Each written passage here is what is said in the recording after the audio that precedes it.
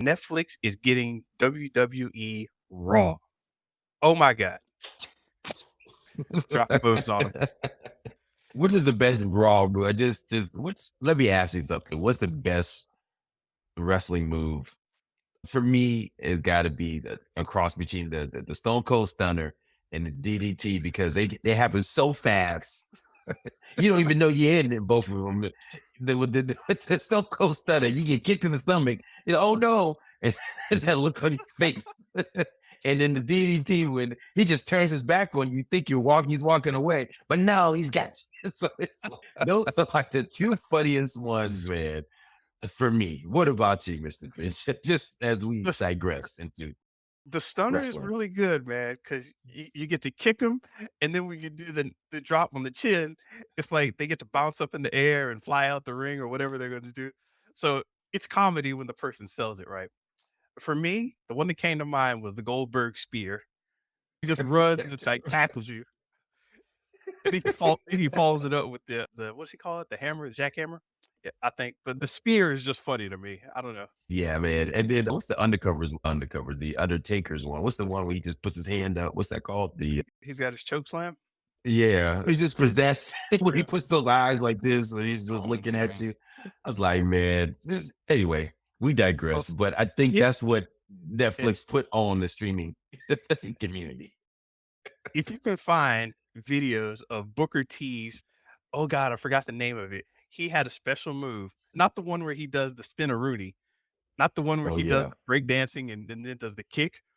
He had this crazy flipping, spinning move off the top rope that was so dangerous that you didn't see it like except once a year. And when he did that, he was over. So Oh man. Oh man. I forgot what he called that. Something like the Harlem Hurricane or the Harlem Drunk Man on a rope. I don't know. I love it. I love it. I love it, man. So Netflix put that on the streaming industry, boy. They went hard in the paint. I don't think anyone saw this coming, Mr. Benja. There was hints that they were going to get into sports. We had talked about this. I think I talked about this previously about the whole F1 series they Mhm. created and this whole reality slash TV shows around like tennis and F1 Formula racing and golf. And so now now it's debatable if WWE has E for a reason. That means that's entertainment, world wrestling entertainment, if it's really live sports. But this is huge, Mr. Benja. Real quick, before we get into that, this was couched in the Netflix earnings. We talked about streaming wars here. We declared at the end of last year, beginning this year, that Netflix has won. Yep. Further solidifying them, they basically added 13.1 million subscribers in Q4. That was from October to December of last year. They're around 260 million total subs. I think the only one closest is Disney, and Disney still, I think, almost 200 or so. And now we'll see after they combine Hulu, but that's a whole nother conversation. Everything's working for Netflix right now. The password crackdown that we were complaining about, that seems to be working. They're looking now to increase what they call ARPU, average revenue per user. You can deep dive into the gaming focus with some of the things that they're doing with Grand Theft Auto popping up all of a sudden. So now you can play on Netflix. They're creating a store. So some of their hot properties like Stranger Things, you can buy t-shirts and hitting merch from there Mhm. and just to push it to advertising. So basically more people, they pay less in streaming fee, monthly fee, but guess what? They get more money for customers who do the advertising tier because they get more money from advertisers. So Netflix is just cranking on all cylinders, and then they announced this WWE deal, Mr. Benja. What does that do for you? Are you going to turn out? Or are you going to turn back in to Netflix now with this WWE offer? So when you're talking about churn, one of the things that these companies have always done to keep people from churning is to layer their shows back to back. So as you end one show, another show starts up. And Disney was trying this heavy with a lot of the Marvel and Star Wars shows. Hey, The Mandalorian's ending. Hey, look, we got Falcon and Winter Soldier. And it's, oh, yeah, let me hold on for another month or two. And that was the whole part of the whole idea to keep that recurring revenue stream by having these shows back to back to back. Mhm. But that's hoping that you're still invested in these characters, you're still invested in the properties. If I don't like Star Wars, but I like Marvel, then I might just dip out when the next Star Wars show happens, like I do, but I like Star Wars. But they're fixing that with the WWE, I think, in something that's a little more regular, a little more It's common for people to always tune in. And if that becomes someone's nature where they're like, "Woo, wrestling's on," then you can go in and just watch a week, talk about it throughout the week, and next week talk about it again. And that's big for a streaming network. Because I'd only thought about this in the network sense for so long, but now it's, oh yeah, I can kill churn if I get something that a family or a group of friends or somebody at work just, I always talk to them about Raw when it comes on every Monday. I always talk to my coworkers, friends, family, whoever. So if I get in the habit of doing that, I might never leave Netflix. Mhm, mhm. No, good point. We don't really talk about them too much, but it's such a small streamer. But Paramount Plus has been the forefront of this streaming, sports. We talked about it, the NFL game that they streamed that everybody was mad about, but probably did wonders for their bottom line. I think they said they had, I don't know if this is real or not, 20 million subscribers signed up. Now, whether they all stay, that's a whole other issue. And Paramount Plus typically only has what, maybe 30 million subscribers overall. I think they paid $100 million for that playoff game between Kansas City and, man, who was the other team? I forgot. They lost so fast. Kansas City beat them. But anyway, this is a streaming NFL playoff game. And then Peacock, if you didn't know, a lot of the WWE monthly kind of Royal Rumbles and different championship things are showing up on Paramount and, Free. excuse me, on Peacock. Yeah, free. They just that the Dubai one they had, it was just on Peacock and you could watch it. And so it was like, wow. So I think that's been helping the numbers of Peacock. If you didn't know, quietly was one of the most watched. It was the greatest growth streamer in Q4. But it's so small. It's nowhere near 260 million subscribers. But I just goes to show you that wrestling, I say all I have to say is that wrestling keeps people on the platform and keeps you growing. And so it makes sense that, and who's part of this deal, Mr. Benja? Do you know, you heard of a guy named Ari Emanuel? Oh yeah, that guy.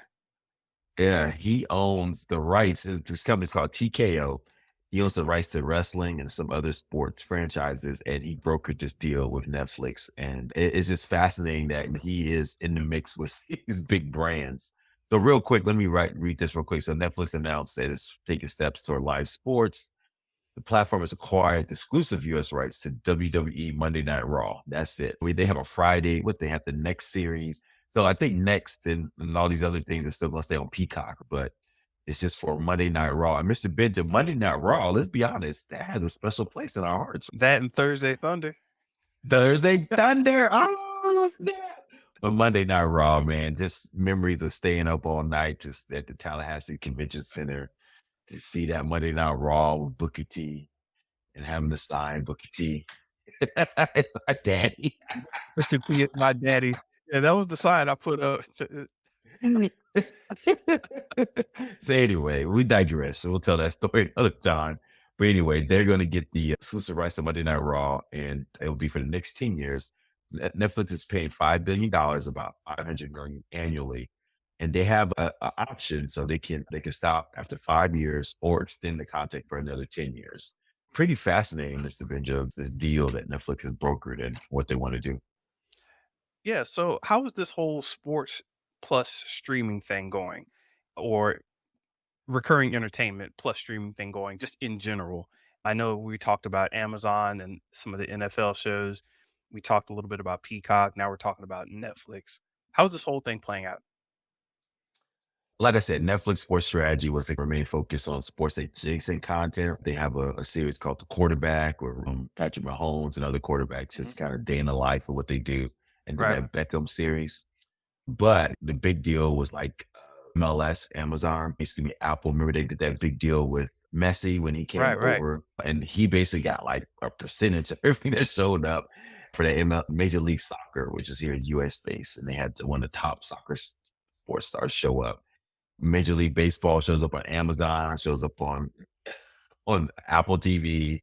And then, of course, NBA, right? They're slowly trying, NBA is circling what they're going to do. They have the streaming services are looking for NBA games, right, to put on their streaming platform. So that's one of the reasons why what they call the in-game tournament popped up here. It's like a small little 2 week kind of tournament they created Yeah. just to maybe sell off to a streamer on the side, right? Here's a little package. here you go. You don't get the whole 82 games, but you get this little tournament game we just came up with out of the blue. And so I think that's what these sports rights, because think about it, NFL definitely, they have only 17 games and to create, and then only so many playoff games. And for one playoff game, it costs Peacock $100 million to acquire that one game. And then that Thursday night game, remember we talked, or that Friday, Black Friday game, remember we talked about that? That was like that part of that Thursday night package. I think Amazon spent like what, a couple billion for that package. So the streamers realize sports is that last bastion of live entertainment that Yeah, yeah. will be willing to pay for. And don't even get me started. Maybe we'll do a whole sports conversation, but don't even get started on the betting concept that they Right, introduced now right. into Yeah. this. And we So talked a little it's bit just, about what is it called? DraftKings and yeah. the guys, Barstool Sports and all that whole Yep, and you know, yep. So that sports is definitely becoming the kind of like the big push for streamers, and everybody wants a piece of it. So yeah, that's what we're seeing going forward. nice, nice. And Disney doesn't have any sports, right? They're part of ABC, right? ABC, ESPN, that whole thing. And the rumor was that Disney was going to spin off ESPN. I don't think that's happening, man. They need the content, but I don't know if they're going to compete because Amazon, which got big pockets, Apple, Netflix, they're gunning for NBA packages, right, and other type of sports. So we'll see if Disney will keep the Mouse House. Will keep. Oh, real quick part is the Mr. Benja, The Rock. Dwayne The Rock Johnson. He gets to officially own his name. That's awesome. Yeah.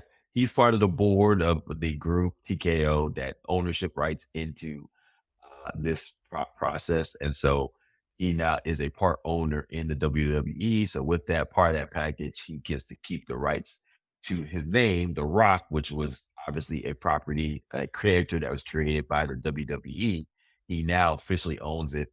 And so now we're probably going to see him referring to himself as The Rock again. I hope he gets all his catchphrases Yeah, back too, part of that package. So that means, look right here, said, can you smell what the rock is cooking at a board meeting? I would love to hear that. I would love to hear yeah. that.